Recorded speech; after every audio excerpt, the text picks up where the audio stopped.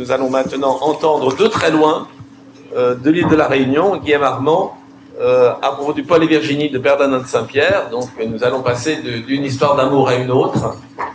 Paul et Virginie, pastoral pessimiste ou théodicée optimiste. Donc vous avez la parole. Merci beaucoup, bonjour à tous. Alors, je n'ai pas l'image, donc je ne vous vois pas, mais je vous entends. Donc, il y a une continuité avec attendez, il y a un problème de son. Hein. Tu peux mettre le micro à côté de ton parleur. Oui. Allez-y, essayez de parler. Vous m'entendez? Attendez, on prend. Désolée. On va y arriver. Vraiment comme ça. Essayez pour pouvoir parler un petit peu. Là, c'est mieux? C'est possible, Ah, je le vois en plus. Oui, là, c'est bon, là. Là, c'est bon? Voilà, tout marche. Alors, l'image et le son. Très bien. Alors, dans ce cas-là, vous me dites quand je me lance. Oui, allez-y. Très bien. Alors, bonjour à toutes et à tous. Loin de la mièvrerie à laquelle on a souvent voulu le réduire, le célèbre roman de Bernardin de Saint-Pierre est paradoxal à plusieurs titres. Tant pour le lecteur contemporain de l'auteur que pour les suivants, tant pour celui qui connaît les autres œuvres de Bernardin que pour ceux qui préfèrent la lecture des romans à celle des études scientifico-philosophiques, Paul et Virginie peuvent sembler à la fois étranges et familiers. La familiarité découle d'abord de cette atmosphère pastorale que les lecteurs du dernier quart du XVIIIe siècle connaissent bien. Une image désormais assez convenue d'une île tropicale posée comme un apparent Éden. Les contemporains de l'auteur croient reconnaître à juste titre ici les influences du Télémaque, qui est d'ailleurs mentionné dans le roman, de Julie ou la Nouvelle Héloïse, hypothèse de plusieurs passages. Les références antiques font partie d'un patrimoine culturel commun et leur croisement avec la peinture de la nature exotique est déjà dans l'air du temps, si l'on songe aux poésies de Parny notamment. Le texte narre une histoire d'enfant quasi naturelle, dans la ligne des éducations négatives du XVIIIe siècle. Il nous plonge dans un milieu d'innocence, un locus amoenus qui rappelle certaines utopies classiques renouvelées sur le modèle de la petite société, Candide, Clarente, etc. L'idée du bonheur dans la pauvreté devient aussi topique à partir des Lumières, et Bernardin renouvelle subtilement le scénario d'une femme dans ce bonheur, d'une brèche par laquelle s'immiscent des extérieurs nocifs pour faire basculer la pastorale vers la tragédie. Pourtant, quelque plan sur lequel on se situe, Paul et Virginie conservent une part d'irréductible étrangeté qui ne tient pas seulement à son exotisme, dont le style en 1788 demeure d'une réelle nouveauté. Bernardin, évoquant son texte, parle d'une espèce de pastorale, alors que le récit du vieillard situe dès le début si précisément l'action sur la carte de l'Île-de-France qu'il paraît relever de stratégies d'écriture réalistes propres davantage au siècle suivant. Sa peinture des paysages n'appartient alors qu'à Bernardin, reposant sur un jeu de contrastes permanent, mais aussi sur une palette de couleurs et de sensations, comme n'en avait encore jamais offert ce siècle sensualiste, si bien que le lecteur du Voyage à l'Île-de-France ne reconnaît plus cette île dépeinte par Bernardin au retour de son décevant séjour dans les Mascareignes. Le lecteur des études de la nature peut à juste titre s'interroger sur le statut de cette fable, située dans le 4e tome d'une impressionnante étude scientifico-philosophique, qui ne se présente d'ailleurs que comme une ébauche des harmonies de la nature. En quoi une fiction peut-elle prétendre constituer une application de théories qui se veulent fondées sur l'observation? Appuyé sur des connaissances solides, le roman joue en effet avec la vérité historique et géographique. Il n'est pas jusqu'au message, on mettra des guillemets, de l'œuvre, qui n'interroge. L'auteur prévient, le vieillard répète cet avertissement qui se donne pour la leçon du texte, que nature et vertu vont de pair, tandis que l'histoire met en scène les éléments naturels se déchaînant contre le personnage principal, dont tous disent qu'elle était l'incarnation de la vertu. Le providentialisme, les motifs de l'œuvre, semble réduit à néant par Paul, le vertueux jardinier, qui, se laissant mourir telle une héroïne de roman sentimental, se montrait bien loin de la conception du bonheur négatif prôné par le vieillard narrateur en second.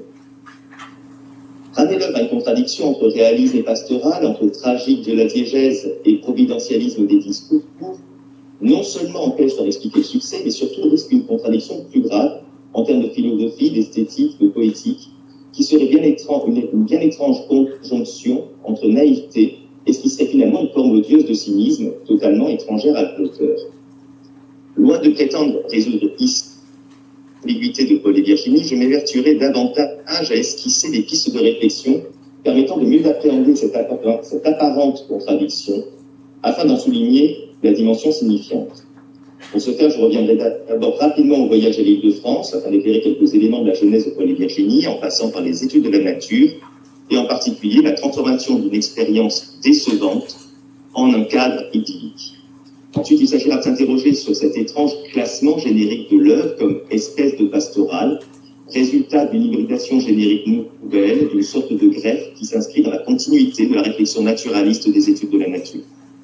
Et enfin, nous étudierons l'apparente contradiction entre le discours idéologique du vieillard et la transfiguration quasi mythique qu'opère le récit. Ensuite, donc, ma première partie du voyage à l'île de France à la pastorale. Paru en 1773, le voyage à l'île de France est le premier ouvrage publié de Bernardin de Saint-Pierre. Organisé en 28 lettres, il rend compte méthodiquement du séjour que fit l'auteur dans les Mascareilles. Celui-ci y estompe néanmoins ce qui avait initialement motivé son voyage, le projet Modave, une entreprise coloniale utopique visant à s'établir à Madagascar pour y vivre en harmonie avec les autochtones. Or, ce n'était pas le premier projet ni le premier échec de ce type. Peu auparavant, Bernardin avait proposé à Catherine II un projet d'une compagnie politique pour la découverte d'un passage aux Indes par la Russie, où il esquissait l'idée d'établir une république idéale sur la mer d'Aral. Plein de rêves de réforme et d'établissements idéaux, le jeune Bernardin déchante à son arrivée en 1768 à l'île de France, où il est frappé par la violence de l'esclavage, lettre 12, par l'avidité inhumaine des colons, lettre 11, par la mauvaise gestion des ressources par les pouvoirs publics, etc. Tout le texte est empreint de la nostalgie de l'Europe. Les ananas ne le consolent guère de l'absence des violettes, dont il se plaint régulièrement. Il y a donc loin de cette description des sols arides de l'actuel Maurice à la peinture du jardin de Paul. Je cite quelques petits passages de Voyage à l'île de France. Il n'y a pas une fleur dans les prairies, qui d'ailleurs sont parsemées de pierres et remplies d'une herbe aussi dure que le chanvre. Point de violettes le long des bois. Quant aux arbres, ce sont de grands troncs blanchâtres et nus avec un petit bouquet de feuilles vertes d'un vert triste. Jamais ces lieux sauvages ne furent réjouis par le chant des oiseaux, etc. Mais le voyage, notamment grâce à la rencontre de Pierre Poivre, permet une sorte de début de reconversion de l'ingénieur en naturaliste. Le récit devient alors le lieu d'une réflexion sur le système de la nature et sur la façon d'en rendre compte, où l'on peut lire les germes de ce qui deviendra les études de la nature et plus tard les harmonies de la nature. Apparaît un double désir, celui de réformer cette colonie et celui, mais tout est lié, de réaménager cette nature pour la rendre un minimum habitable. Témoin ce regret du voyageur. Ces rochers seraient encore habitables si l'Européen n'y avait pas apporté plus de mots que n'en a mis la nature, dit-il. Multipliant les observations, le naturaliste en herbe souligne d'emblée l'insuffisance des systèmes de classement modernes, de Linné à d'Argentine. Il remet en question la taxinomie de l'encyclopédie et la vision de la nature que celle-ci implique. Il lit alors la nature selon un système de compensation universelle. Tout est compensé, répète-t-il. Une théorie qui sera au cœur des études et des harmonies. Il note ainsi, la nature a mis souvent les contraires dans les mêmes sujets. L'écorce du citron échauffe, son sucre rafraîchit. La dernière lettre du voyage à l'île de France, sur les voyageurs et les voyages, qui fonctionne comme une postface, revient non seulement sur la déception du voyage, mais aussi sur la frustration de l'auteur de ne pas avoir pu élaborer et formuler un système qui rende clairement compte de la nature. À force de nous naturaliser avec les arts, dit-il, la nature nous devient étrangère. Nous sommes si artificiels que nous appelons les objets naturels des curiosités et que nous cherchons les preuves de la divinité dans les livres. On ne trouve dans ces livres, la révélation à part, que des réflexions vagues et des indications générales de l'ordre universel. Cependant, pour montrer l'intelligence d'un artiste, il ne suffit pas d'indiquer son ouvrage, il faut le décomposer. La nature offre des rapports si ingénieux, des intentions si bienveillantes, des scènes muettes si expressives et si peu aperçues, que qui pourrait en présenter un faible tableau à l'homme le plus inattentif le ferait s'écrier « Il y a quelqu'un ici ». Mais c'est avant tout une question de langue pour Bernardin. L'art de la nature est si nouveau, dit-il, que les termes mêmes n'en sont pas inventés. On ne lira chez les naturalistes et les voyageurs que des périphrases, selon eux. D'où le projet des études de la nature, cet ouvrage qui, selon Paula Duflo, opère la synthèse de deux genres, la somme naturaliste, dans la lignée du spectacle de la nature de l'abbé Pluche, par exemple, et le récit de voyage. Bernardin ne cesse en effet de rappeler son expérience de voyageur dans l'océan Indien, dont les îles constituent un réservoir d'exemples pour démontrer le système des compensations. On connaît des exemples parodiés par Flaubert dans Bouvard et Pécuchet sur les melons, les bananiers, etc. Et le paysage de l'océan Indien lui donne l'occasion de peintures exotiques dans lesquelles l'auteur se démarque de ses contemporains par ses talents de coloriste. Il opère des effets visuels variés, du panoramique au plus infime détail, du surplomb à l'immersion. Et la nature s'anime, non seulement par le sens de la vue, mais aussi parce que chez Bernardin, elle se mange aussi, elle se sent et se ressent. Aussi convient-il de considérer en premier lieu Paul et Virginie dans sa première édition, à savoir comme un appendice aux études de la nature. Une sorte d'étonnant supplément sous forme de fiction à une entreprise savante. Ces enfants de la nature ne sont pas seulement des expériences de pensée dans la lignée de l'enfant de nature de Biard de Bourdieu, mais bien des êtres capables de comprendre spontanément le langage de la nature. Leurs aventures, on pense alors également dans la forêt, suggèrent bien qu'il y a quelqu'un ici. Mais s'explique aussi, par exemple, l'absence de notes didactiques, conformément à l'usage et à ce qui est attendu donc dans un roman qui traite d'une réalité aussi différente. L'absence de notes didactiques pour expliquer aux lecteurs français du XVIIIe siècle les noms des plantes ou certaines réalités des mascareilles, comme la violence des ouragans, ce qu'est une habitation, une case, un bassin, c'est-à-dire ce qu'on appelle toujours un cirque. À l'inverse de la scrupuleuse édition de Jean-Michel Rateau au programme, la Princeps, s'inscrivant à la suite des 3 précédents volumes, n'a pas besoin de définir pour son lecteur un latanier, n'a pas besoin de décrire un palmiste.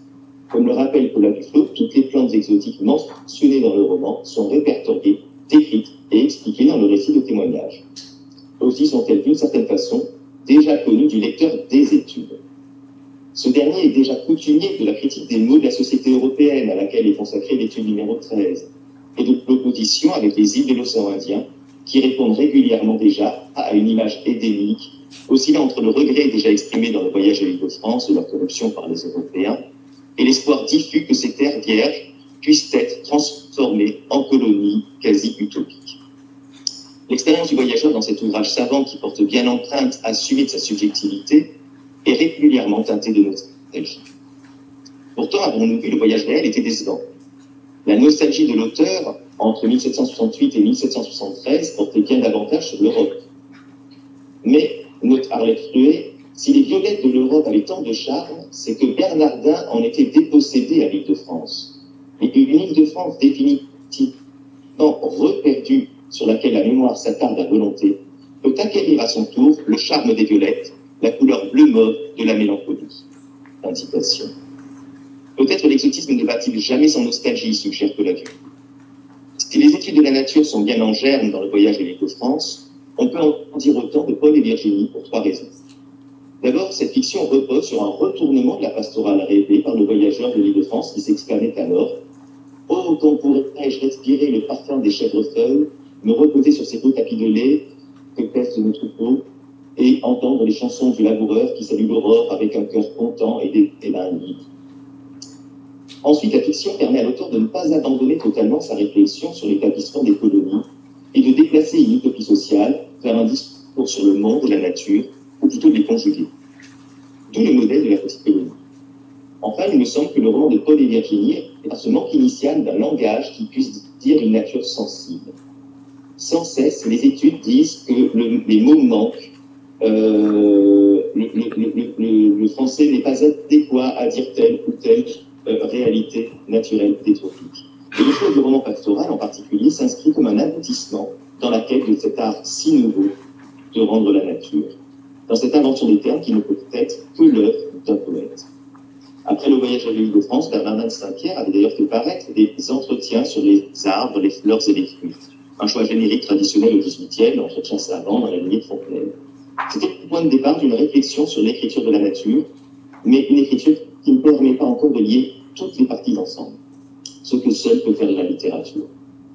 Paul Évier-Chevigny s'inscrit aussi dans une écriture de poétisation du réel, déjà à l'œuvre dans les études de la nature.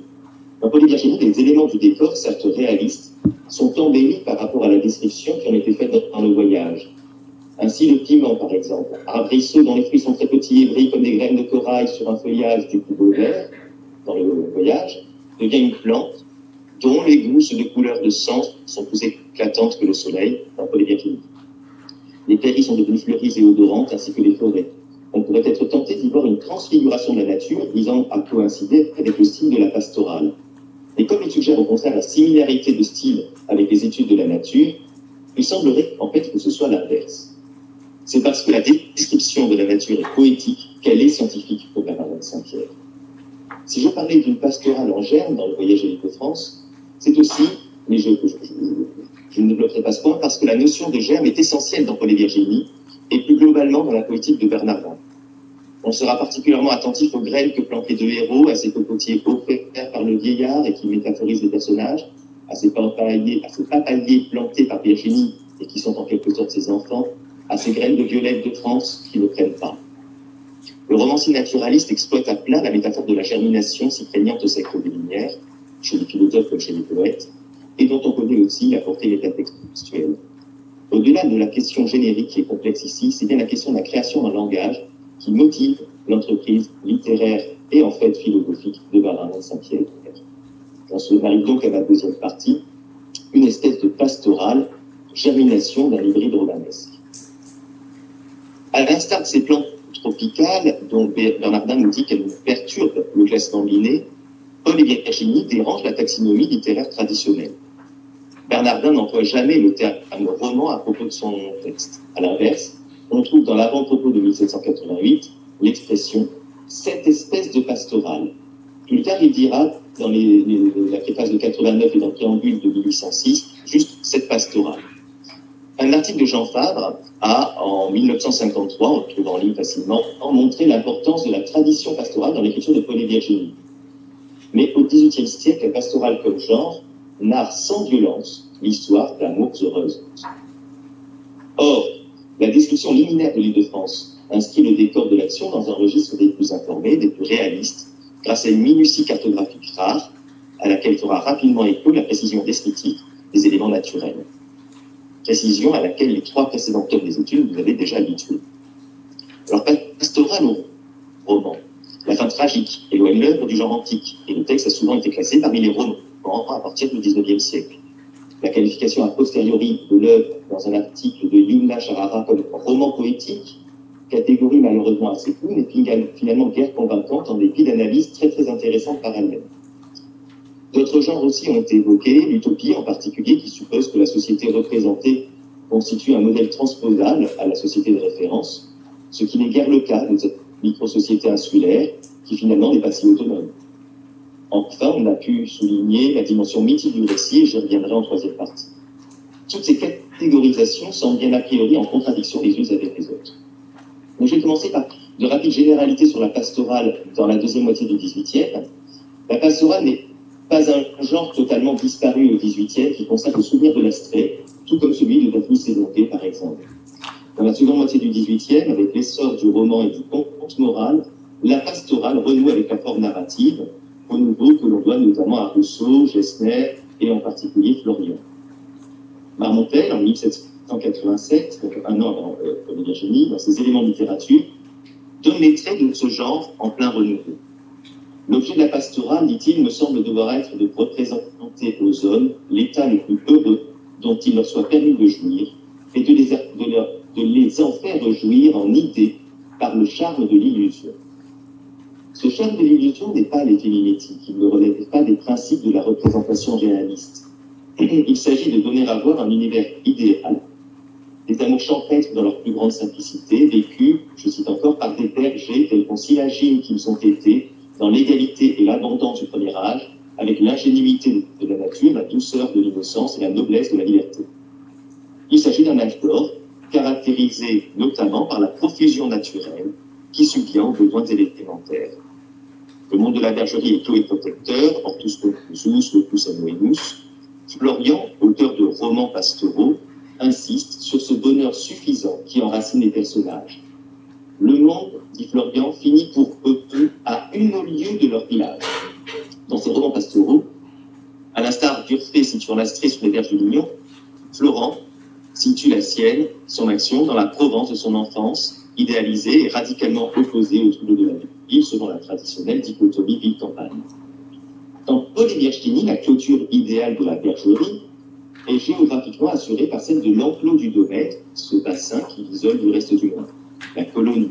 Quoique cette clôture soit imparfaite, puisqu'il y a une ouverture au nord, qui n'est pas simplement un point de vue sur les bateaux qui arrivent, c'est aussi une brèche par où les mauvaises nouvelles vont entrer et corrompre le petit paradis. L'île elle-même constitue une seconde clôture qui sépare et particularise l'espace pastoral du monde de référence, celui de Paris en particulier. Elle entre en relation avec les autres îles d'amour, Lesbos ou Cythère de la tradition antique, selon une analogie déjà amplement développée par la poésie du XVIIIe siècle, notamment celle de Parny ou Bertin, poètes créoles, qui ont articulé le mythe antique à la peinture exotique. Et on observe bien chez les deux héros la même clôture mentale que dans la pastorale selon Florian. Citation, ils ne s'inquiétaient pas de ce qui s'était passé dans des temps reculés et loin d'eux, leur monde finissait ou finissait leur île, ils n'imaginaient rien d'aimable où ils n'étaient pas. Citation. Cet enracinement est aussi à relier à la peur de la mer, plusieurs fois ressenti par Virginie. Les héros ont aussi quelques traits des bergers dans la tradition de Théocrite, la veine la plus réaliste, si je puis dire, de la pastorale antique. Ils sont proches de la terre, qu'ils travaillent et embellissent. Virginie, d'ailleurs, est à 3 reprises associée à ses chèvres. Pendant qu'elle préparait des fromages avec leur lait, elle se plaisait à les voir brouter les capillaires sur les flancs escarpés de la roche et se tenir en l'air sur une des corniches comme sur un piédestal. Les chèvres se gardent à peu près toutes seules, comme dans la plupart des bergeries. Signalons toutefois une petite nuance, mais d'importance, par rapport au modèle de la pastorale. Le travail de la terre est rendu facile pour Paul qui embellit l'espace grâce à la présence de domingues qui a rendu fertile un sol initialement aride. C'est par l'effort que cette nature se montre si providentielle. En revanche, le providentialisme est bien présent quand, perdu dans la forêt, suite à une prière des enfants levant les yeux au ciel, domingues et fidèles apparaissent pour les secourir, puis, suite à une seconde prière, les marrons pour les ramener au domaine. Ces beaux jeunes gens correspondent aussi physiquement au cliché du genre établi par Longus. Virginie a les cheveux blonds et les yeux bleus, Paul, les cheveux bruns et les yeux noirs. Comme Daphnis et Chloé, ce sont 2 enfants de la nature qui incarnent une humanité quasi originelle. Le topos des enfants de nature habite la littérature et la réflexion des Lumières remis au goût du jour. Il permet ici de renouveler le mythe. On passera sur la dimension idyllique de ces amours enfantines, sans violence dans leur expression, et qui, dans toute la première partie, relève de la fusion des êtres, du berceau à la puberté, sous le signe de l'innocence et de la spontanéité, comme le montrent les déclarations de Paul, comme ses gestes, la reconfiguration du bassin de Virginie, par exemple. Le roman pastoral de la seconde moitié du XVIIIe, bien qu'écrit en prose, contient des chants versifiés, des intermèdes poétiques, notamment chez Florian. Ici, point d'intermède versifié, mais il y a bien des passages que l'on peut interpréter, comme ces intermèdes, alors je pense aux chants amédées de la page 445, entre Paul et Virginie, leur double déclaration d'amour. Un peu plus loin, ce sera le passage, page 164-166, des adieux de Paul à Virginie et de Virginie à Paul. Puis le monologue sur la solitude. Et enfin, la prosopopée de Virginie, qui est un vrai chant lyrique. On notera aussi d'autres points communs avec la pastorale de l'époque, le style, ce que certains appellent le style Louis XVI, ou le néoclassicisme de certains passages, même si le néoclassicisme peut prendre avec des pincettes. L'effet tableau de certaines scènes qui glissent vers le hiératisme, l'immobilité sculpturale avec les références à la statuaire. Je pense à la comparaison des enfants avec un groupe antique de marbre blanc représentant quelques-uns des enfants de Niobé. Les comparaisons régulières avec l'architecture, les troncs comparés à des colonnes de bronze antique, les fleurs comparées aux cristaux d'un lustre, le papayer qui se termine par un chapiteau de larges feuilles, auxquelles s'ajoutent des citations et références antiques, les inscriptions et le rapport entre ces ruines et les ruines antiques, l'arrière-plan, qui constitue un arrière-plan habituel, culturel de la pastorale. L'ornement mythologique, en revanche, est complètement étranger à l'univers culturel des deux enfants. Pardon, je ferme ma fenêtre, un hélicoptère passe. Les joies de la vision. Tous ces éléments ornementaux relèvent du style de la pastorale du XVIIIe. Aussi ont-ils pu passer pour inutilement pompeux relativement à l'esthétique romanesque pour un certain nombre de critiques jusqu'à Étienne. Mais si justement Virginie les critique, ne serait-ce pas aussi le signe qu'ils font sens? Alors, cependant, le dénouement nécessairement heureux de la pastorale n'arrive pas, disqualifiant la pastorale initiale, ramenée au rang de rêverie enfantine, affrontée aux dures réalités de la vie d'adulte. Le deuxième mouvement de l'œuvre la fait basculer progressivement dans le roman réaliste par des épisodes qui sont surtout symboliques. La sortie de l'univers protecteur de l'enclos à l'arrivée de la négresse marronne suggérait déjà la possibilité d'une fin funeste par la porosité de l'univers pastoral et de celui du réel, celui que prend en charge le roman, caractérisé par la cruauté. La puberté de Virginie annonce la nécessité du mariage, et après l'ouragan, on notera la quasi-concomitance d'ailleurs de l'épisode du bain et de celui de l'ouragan. Après l'ouragan interviennent alors des préoccupations matérielles qui engendrent l'idée de sortie du monde de la bergerie et donc la probable fin de celle-ci. Virginie meurt tragiquement et tous les autres personnages de la pastorale, rongés par le chagrin, la suivent. La charge pathétique est alors très forte. La pastorale n'est plus présente que dans la prosopopée de Virginie comme reléguée dans l'au-delà. Or, depuis l'épisode du bain, la pastorale, le roman de la nature, avait basculé dans le roman réaliste fondé sur la mise à l'épreuve de la vertu. On notera rapidement le réalisme de la peinture des personnages extérieurs à la petite colonie, négatifs ou ambigus comme le prêtre et le gouverneur. Alors certes, la vieille tante est un peu grotesque, mais c'est un type social pour dire Balzac. Ce registre caractérise la peinture de la société européenne, la description des dégâts du cyclone et surtout la narration du naufrage. Mais ce n'est pas le seul élément de bascule générique. Comme l'analyse Jean-Michel Rapeau, c'est surtout la transformation profonde des protagonistes au monde social qui marque le passage de la pastorale au roman. Les valeurs de l'extérieur n'ont pour eux aucune authenticité. Argent, pouvoir, religion. La deuxième partie de l'œuvre semble d'ailleurs répondre assez exactement aux critères de définition du roman selon Lukács ou Marx Robert, avec la notion de quête et un rapport au monde et à ses valeurs devenues problématiques. Mais il y a un petit effet de retournement, ou du moins un petit espoir du retour, et là, un élément d'intrigue romanesque. Ce retour de Virginie est-il possible? Mais la question de ce retour pose aussi une question ou une interrogation plus littéraire, celle du réalisme psychologique. Virginie n'aura-t-elle pas changé? La situation économique n'en fera-t-elle pas une mercenaire? Et la pastorale, donc, peut-elle perdurer? Je m'arrive à ma troisième partie, pessimisme idéologique et mystique poétique. Paul et Virginie apparaît donc bien comme un impact littéraire qu'idéologique dans cette fin du siècle des Lumières. L'œuvre conjugue le réalisme du roman moderne, qui pousse ailleurs plus loin que ses contemporains sur le plan de la précision toponymique et géographique, à une espèce de pastorale, à la fois renouvelée par l'exotisme et ancrée dans une série de mythes, tant bibliques que gréco-latins. D'une certaine façon, les deux genres s'articulent grâce à une écriture poétique du décor naturel, rendu coloré, sensible et sensuel, que ce soit dans sa douceur des premières pages ou dans sa puissance destructrice, proche du sublime des dernières pages. À ce titre, sur le plan esthétique aussi, l'épisode du bain de Virginie, suivi de l'ouragan, constitue bien le point de bascule de l'œuvre, qui passe de l'horreur d'utopie d'enfance au roman tragique de la confrontation avec l'ailleurs et ses valeurs corrompues. Cette articulation n'est pas sans poser question, surtout si on la rapproche de l'ambition affichée dans l'avant-propos, à savoir que notre bonheur consiste à vivre selon la nature et la vertu. La conjonction coordination et ne semble de prime abord relier les deux concepts que dans la première partie du roman.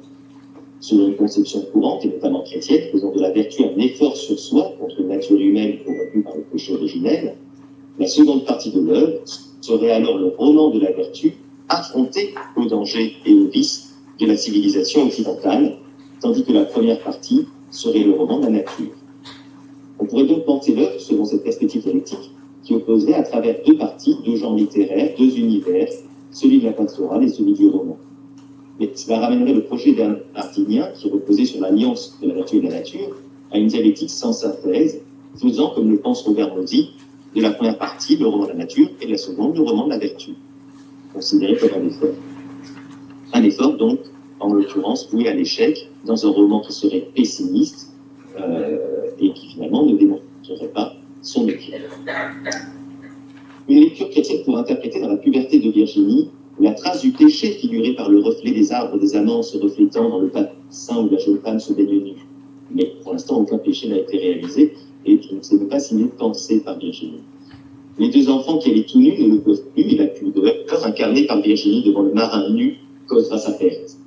Mais les excès de la bigoterie chrétienne sont mis à l'écart par les figures négatives du prêtre et de la tante. Au sentiment tragique, selon cette lecture, peut s'ajouter une impression de stupidité de la part de l'héroïne, dont on peut se demander si sa fatale pudeur ne tiendrait pas à son séjour chez les religieux et chez sa tante bigote, justement. Autrement dit, cet épisode, lié au prisme cette fois inverse, celui du matérialisme de Lumière et de sa critique des superstitions chrétiennes, pourrait paraître une critique de ses préjugés, incarnée tant par le prêtre que par la tante. Cependant, d'une part, le texte n'y fait aucune allusion, et le commentaire du vieillard ne condamne jamais le geste de Virginie. Et d'autre part, cela impliquerait que la vertu s'opposerait à la nature, ce qui est bien contradictoire avec la vérité que dit vouloir démontrer l'auteur et que veut défendre le narrateur, le vieillard. Je reviendrai donc rapidement sur les discours idéologiques présents dans l'œuvre par le truchement du vieillard, avant de suggérer deux pistes d'interprétation de ces apparentes contradictions. Dans ses autres écrits, notamment dans les Études, dans l'Arcadie, et juste après, en 1790, dans les Vœux d'un solitaire, ainsi que dans quelques-uns de ses manuscrits, Bernardin de Saint-Pierre exprime une vision fort critique de son siècle. On peut certes y retrouver la perception quelque peu amère d'un ambitieux qui n'a encore guère trouvé sa place dans une société où les rangs et la naissance sont par trop liés, mais il objectivise sa critique de l'époque qui se retrouve dans les paroles du vieillard, ainsi que dans certains épisodes du roman.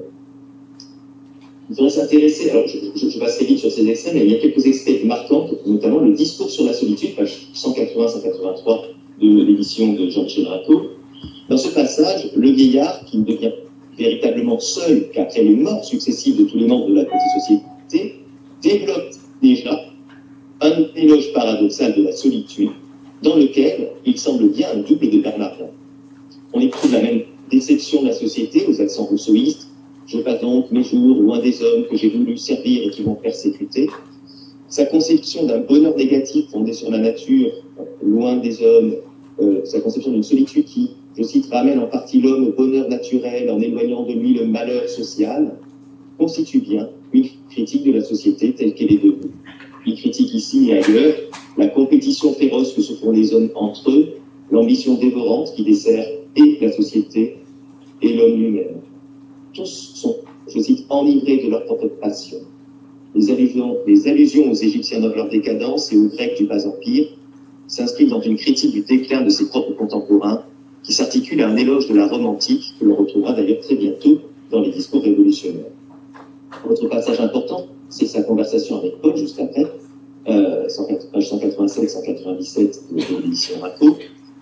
Cette idée revient dans la conversation. Il s'agit dans la diégèse de modérer les rêves ambitieux de Paul.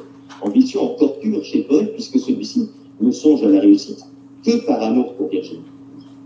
Dans cet entretien didactique, le vieillard oppose la fortune à la conscience, la vertu à l'ambition. On note une opposition violente entre l'humanisme des Lumières et la réalité sociale et politique, dans une violente critique de l'époque, de l'Europe, qui n'est pas sans rappeler celle de l'étude 13 des études de la nature.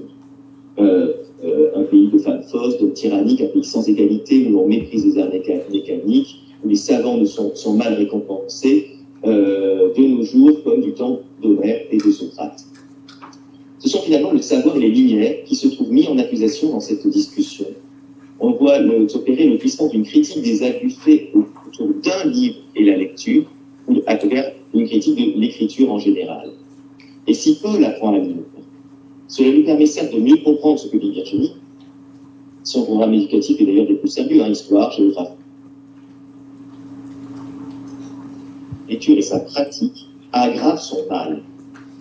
Ces lumières le rendaient déjà malheureux, notre texte. Le texte s'oppose alors au sapere aude de Kant, et ce, dès le départ, en associant l'ignorance naturelle des jeunes créoles à leur bonheur. Plus loin, Paul s'en plaint.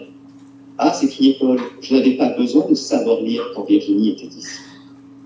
Paradoxalement, Le bonheur s'oppose au savoir, et en effet, Paul semblait avoir développé ses connaissances en agriculture et en jardinage par le contact de domaines, et par sa propre expérience, ou sa propre sensibilité, qui lui a permis de transformer un espace aride en petit paradis, sans aucun savoir agronomique académique. Dans les études de la nature, comme dans Paul et Virginie, Bernardin se montre fort critique de l'épistémologie des Lumières et du rationalisme qui leur est associé. Cela apparaît nettement dans la vie de l'édition de 1789, où il développe le petit apologue de l'enfant et de la rose. Il ne faut pas même trop approfondir ce qui nous environne, déclare le vieillard, qui semble rejoindre ici la condamnation chrétienne de la curiosité, l'association de l'ignorance et de l'innocence, du moins la limitation du savoir comme chez l'abbé Puch. Mais le portrait du prêtre et de la critique des religions de métropole semble bien indiquer que ce n'est pas dans cette optique qu'il faut lire et interpréter Paul et Virginie. Ce ne serait pas non plus dans une perspective matérialiste qui semble l'autre pôle négatif de la pensée de Bernardin, puisque la vieille tante devenue folle oscille justement entre ces deux extrêmes, entre l'athéisme et la superstition. Quel milieu l'auteur nous propose-t-il? L'œuvre se donne donc d'abord pour le pastoral optimiste, une sorte d'utopie autour de la fondation d'une petite société. Elle esquisse les éléments d'une théodicée pour, dans le second mouvement, selon les mêmes principes idéologiques, détruire ce paradis, mais surtout d'une façon qui paraît contradictoire avec la visée démonstrative, énoncer des thèses contre les Lumières, mais aussi contre la physico-théologie chrétienne, des thèses qui semblent ramener l'homme sensible à une tragique solitude sans fruit. D'ailleurs, le vieillard non plus n'aura pas de descendance. Pour expliquer ce paradoxe, donc, deux pistes qui sont largement tributaires donc, de Colas Dufaux pour la première, de Jean-Michel Rapeau pour la seconde. Colas Dufaux démontre que l'idée que la vertu doit s'opposer à nous au mouvement de notre vilaine nature corrompue est précisément un de ces éléments de la morale chrétienne que saint Pierre refuse. Dans le débat des Lumières, pour savoir si la pudeur est naturelle ou artificielle, Bernardin tranche grâce à cette définition de l'amour dans l'étude 12. L'amour conçu comme conjonction entre la sensation animale, une violence des sens, et le sens de l'amour qui tient lieu de l'âme et dont la sublimité tend vers l'infini, l'éternité et la divinisation de l'objet aimé. L'amour révèle donc la double nature de l'homme, animal et céleste, selon le principe des compensations et de l'harmonie universelle. La pudeur n'en serait donc que la manifestation ultime et sublime ici, puisque tragique sacrifice. Héritier de la définition de la providence de la profession du vicaire, de la profession de foi du vicaire Savoyard, si l'âme matérielle peut survivre au corps, si elle lui survit, la providence est justifiée, Bernardin ne peut aller trop loin dans les études au risque de la censure. D'où le recours à la fiction, qui permet par le truchement du vieillard, et principalement par la prodopopée de Virginie, de développer un prolongement mystique aux théories rationnelles des études de la nature. Une synthèse, au sens d'une résolution et d'un déplacement dialectique, relevant d'une religion naturelle personnelle, d'une mystique, puisque la survie des âmes vertueuses d'une particule de lumière unie dans une éternelle béatitude n'a rien du paradis chrétien. Dans cette théodicée s'esquisse l'eschatologie planétaire qui fondera la cosmogonie mystique des harmonies de la nature, une théologie vitaliste et solaire dont Virginie pourrait préfigurer une sorte de Christ. Mais dès 1789, l'œuvre de Paul et Virginie est éditée à part. Aussi prend-elle son autonomie.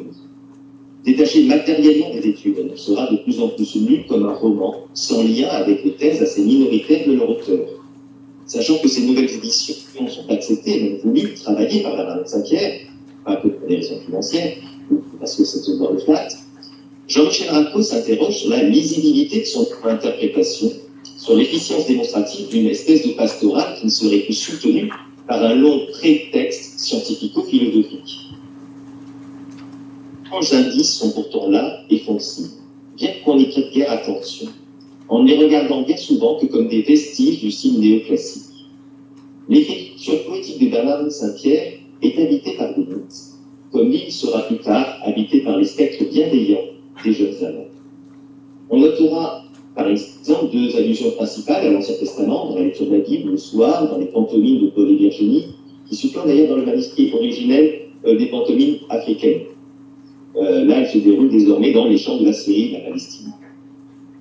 Il faudrait aussi étudier la façon dont ce christianisme se trouve naturalisé dans la première partie de la pastorale, où les histoires simples ne prennent pas tant une portée apologétique que mythique. C'est un fond culturel commun que l'on commente, davantage d'ailleurs à la façon des protestants. Le Nouveau Testament est aussi présent, notamment dans le choix des prénoms. Marguerite s'inspire de l'apôtre Paul, non pas pour donner un saint patron à son fils, mais plutôt parce que l'histoire de l'ermite lui évoque la sienne propre. Et à un autre niveau, la vie de l'ermite en harmonie avec la nature, dans un lieu caractérisé par une fontaine et un palmier, n'est pas sans rappeler celle du héros. Le créativisme de Bernardin a déterminé d'ailleurs la plupart des patronymes. Celui de Virginie fait nécessairement sens. Marguerite lui donna le nom de Virginie, elle sera vertueuse, dit-elle, et elle sera heureuse. Il s'inscrit alors dans son identité, l'interdit charnel et le questionnement sur ce qu'elle pourra enfanter. Néanmoins, dans ce monde où les hommes sont minoritaires et où le sexe est tabou. Et le livre le plus prégnant dans l'œuvre, c'est celui des Dioscures, grâce à 3 allusions. D'abord, la scène du jupon bouffant, où ils sont comparés à des enfants de Léda, enclos dans une même coquille. Puis, dans le tableau, des enfants tout nus, suivant la coutume du pays, pouvant à peine marcher, se tenant ensemble par les mains et sous les bras, comme on représente la constellation des Gémeaux. Et enfin, dans la citation tronquée d'Horace, qui fait allusion au frère d'Hélène, dans le décor dans le petit panneau, les petites inscriptions que pose le Liard. Et on retrouve une 4e allusion dans le préambule de 1806. Ce mythe des Dioscures est un mythe maritime, ce sont les protecteurs des navires, c'est une étoile qui guide les navigateurs. Les enfants de Dios et de Léda nés du même œuf. On a le motif de l'emboîtement concentrique, du microcosme ultime, qui faudrait être aussi rapproché de ce qu'on appelle en termes de la structure concentrique de l'œuf au niveau des espaces. Ce ne sont pas des jumeaux ici, mais ils se considèrent comme frères et sœurs. Il y a donc un certain nombre de manifestations de cette fraternité, le sommeil, l'écoute, la compréhension immédiate. Le symbole des Dioscures, c'est le Docana, enfin les Docana, pardon, 2 poutres réunies. Ici, on a ces 2 fameux cocotiers qui symbolisent Paul et Virginie. Les Dioscures, l'un est humain, Castor, l'autre divin, Paulus. Au départ, Virginie est associée au ciel par son portrait et surtout par ses yeux, caractérisés par une obliquité naturelle vers le ciel. Paul, lui, a le regard voilé par ses lanciers et regarde constamment vers la terre. Chez Bernard de Saint-Pierre, le mythe des Dioscures est aussi associé au thème du cycle de la mort et de la renaissance. Donc il n'y a pas là qu'une valeur esthétique, une sorte de présence d'un style purement néoclassique gratuit, comme on a pu le croire par la suite. Il y avait une valeur annonciatrice de ce mythe qui voue les héros à la mort, mais une mort transfiguratrice, réunissant des principes contraires sous le signe de l'harmonie universelle, sous la forme lumineuse d'étoiles guidant les voyageurs, les errants, les égarés. Des images essentielles tant dans la prosopopée de Virginie que dans la cérémonie funèbre qui réunit la communion de tous les habitants de l'île de France, dont les méchants en quelque sorte réunis. Donc en conclusion, la construction de l'œuvre, notamment l'Incipit, repose sur un relais des voix. Un voyageur européen, un peu exceptionnel puisqu'il est à l'écoute d'un récit sur la nature et la vertu, ouvre le récit. Il n'est pas sans évoquer le voyageur Bernardin. Le vieillard, narrateur en second, est celui qui non seulement raconte l'histoire des amants de l'île de France, mais aussi celui qui développe les thèses de Bernardin, que son récit et ses descriptions exemplifient. On aurait alors tendance à penser que c'est lui, le vieillard, le double de l'auteur. Enfin, il est celui qui invente le discours de Virginie par-delà la mort. Contraste fortement les pleurs désespérées du vieillard lui-même et du narrateur voyageur à la toute fin. Plutôt que d'en déduire une étrange contradiction bernardinienne, et qui en viendrait certainement d'interpréter cette polyphonie comme autant de voix de la nature que transcrit le roman, qui repose lui aussi sur un système de compensation. D'une part, ces 2 hommes, dans un univers féminin, sont des célibataires sans enfants. Le vieillard habitant n'a pas pris souche et son discours sur la solitude lui-même s'oppose à la vision du bonheur qu'il vante en peignant la petite société. Ensuite, la pastorale ne peut atteindre le niveau du mythe que par la transcendance d'une poésie tragique. Sans l'âme, point de catharsis, point d'élévation. Qu'a donc enfanté Virginie dans la souffrance et la communion finale de ses obsèques? Un récit fondateur dont le relais véritable n'est peut-être pas le vieillard, mais le narrateur premier, ce voyageur qui ramène en Europe l'exemplum d'une théodicée naturelle. L'espoir est donc permis, fut-il aussi mince que le rôle et la place de ce hôte dans l'économie narrative. Je vous remercie.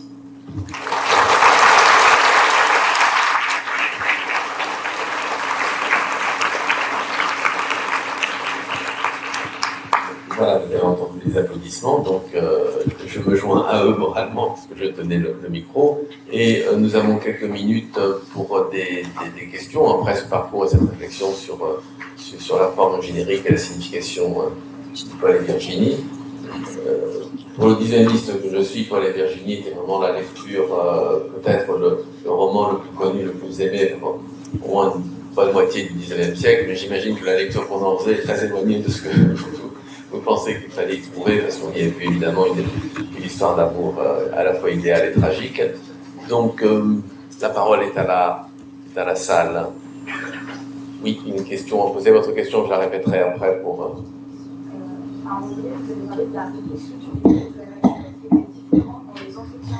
Attendez, je vais vous connaissez le micro pour je risque de manquer la substantifique moelle de votre question.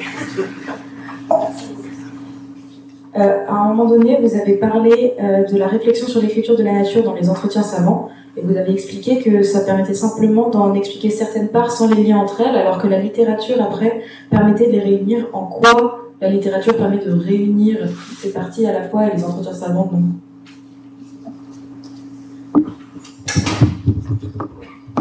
Allez-y. Je n'ai pas entendu la fin de la question. Nous allons y arriver. En quoi les entretiens savants ne permettent d'expliquer son étude de la nature qu'en partie, et la littérature permet d'associer ces parties? Qu'est-ce qui, dans la littérature, permet d'être plus complète que les entretiens? Les études. Alors, Colin Duclos vous dirait que ce n'est pas plus complexe, mais c'est un prolongement nécessaire.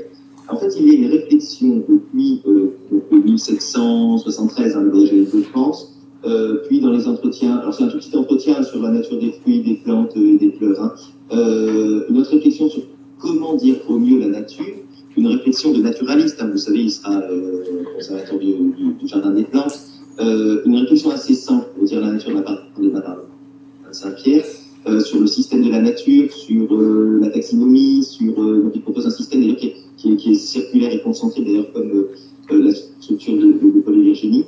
Cette réflexion ne s'arrêtera pas en fait, donc on sait déjà qu'il est tout le temps déçu jusqu'au moment où il commence à rédiger pour de vrai les harmonies de la nature qui sont censées être son grand œuvre. L'intérêt, alors la fiction permet surtout de donner à voir quelque chose qui est théorique en quelque sorte, malgré de très belles descriptions dans les études de la nature, cela reste théorique pour le lecteur.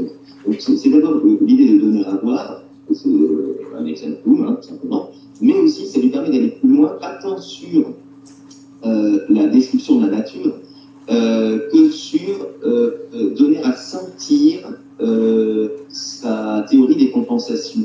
C'est-à-dire que c'est le choix d'une écriture qui est sensible. Le roman, enfin, on va dire la fiction, est une écriture sensible.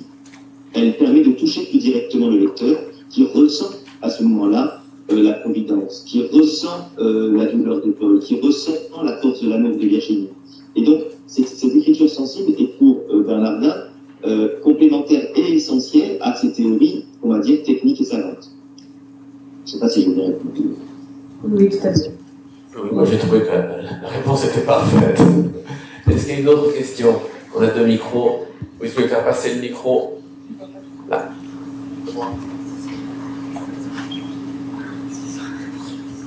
Oui, bonjour. Je voulais savoir sur cette logique donc, que vous donnez en fin d'une forme de mythe étiologique dans l'œuvre de Bernardin, comment on peut d'une certaine manière la conjuguer à la logique de récit enchâssé, qui vient d'une certaine manière plus que expliquer dans une forme de passé sempiternel le lieu et l'histoire, qui vient d'une certaine manière la ramener à une réalité, et donc en réalité le mythe est, je ne sais pas comment dire, mais déterritorialisé de la logique mythique. Il s'inscrit dans une forme de réalité par l'arrivée du touriste, par le vieillard, etc.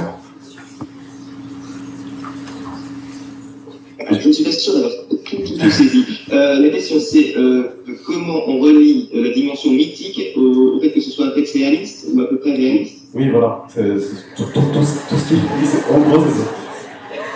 Comment on explique toute la description naturaliste alors qu'on rallie ça à un mythe qui, au fond, n'a de valeur que en tant que fable. Qui a de valeur, au fond Que en tant que fable. D'une certaine manière, enfin, d'un mythe. Quoi. Ah, en tant que fable. Ah oui. Alors oui, évidemment, c'est une fable. Alors, il y a une fortune de ce mythe qui est très intéressante quand même. Je réponds par deux bandes de billard. Il y a une fortune de ce mythe qui est très intéressante, c'est que pas mal de gens vont chercher, puisque le Saint-Géron a vraiment existé, alors on ne sait pas exactement échoué à cet endroit-là. Là, il y a un petit jeu quand même sur la pictographie réelle de Maurice. Mais il y a des gens qui vont chercher qui était Virginie. Des gens vont écrire à Bernardin en leur disant « Je suis la cousine de Virginie qui est morte sur le bateau, etc. » Et donc, une fable, attention, parce qu'il y a pas mal de gens qui ont cru à cette histoire. Et pendant longtemps, et jusqu'au XXe siècle, on a des chercheurs très sérieux qui essaient de retrouver la lignée de Paul, la lignée de Virginie, en faisant des recherches en Normandie aussi. Évidemment, c'était voué à l'échec. Donc, la dimension mythique est réelle, et la dimension fondatrice aussi. Deuxième bande de billard, pendant très longtemps à l'Île-de-France, puis ensuite à l'île Maurice, ce texte a eu presque une valeur de mythe fondateur sur une utopie d'une société créole où on s'entendrait parfaitement.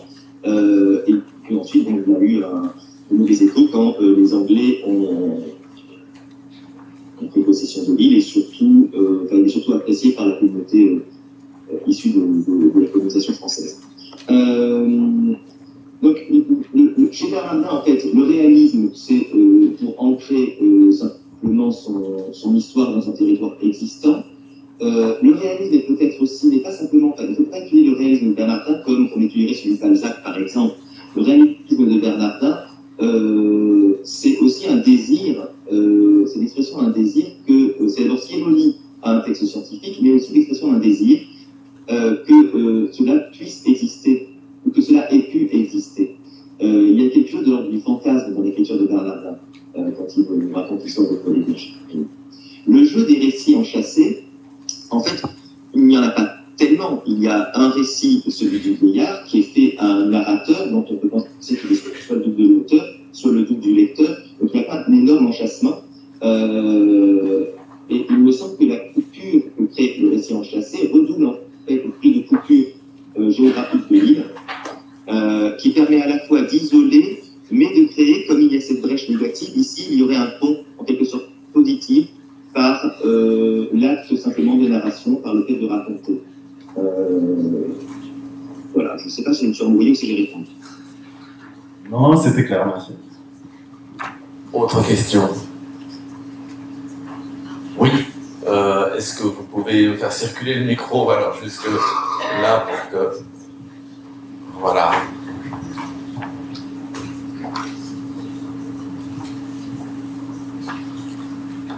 La question va venir.